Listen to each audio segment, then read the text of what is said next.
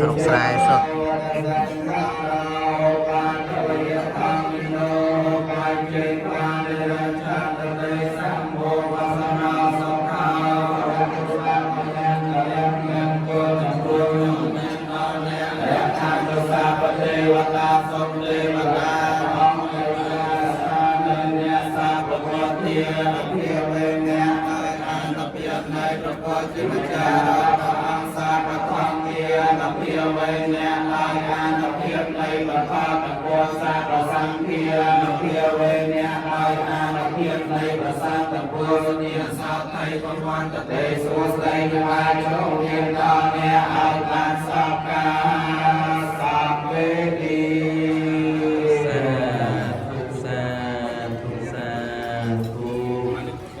ยังโว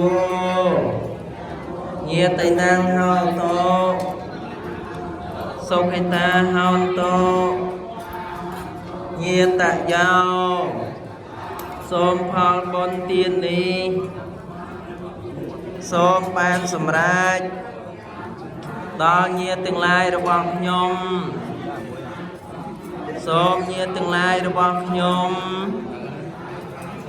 ចូលជាអ្នកបានដល់នៅសេចក្តីសុខចុះសូមអនុមោទនាតែជាខ្ញុំសាងសំអាតសំអាងដល់កាយវាចាសូមសងសោភាឆ្លងដល់ត្រៃមហាពលគឺដើមពៀនទ្រមជន់ទ្រមឈៀនកុំឲ្យខ្ញុំឃ្លានពីសិលនិងទានការកំណាត់ខ្ញុំមានវគ្គផលជាស្ពានដល់ឋានថ្លៃថ្លាសូមជូនចំពោះទៅដល់មេត្តាបៃតាគុណគ្រូឧបជាយាចាគុណញាតិកាបានជីដនជីតារស់នៅក្តីណាលោកម្ចាស់ចែកឋានសូមជូនមគ្គកុសលកានសូមសុខសែនសានឋានផនទង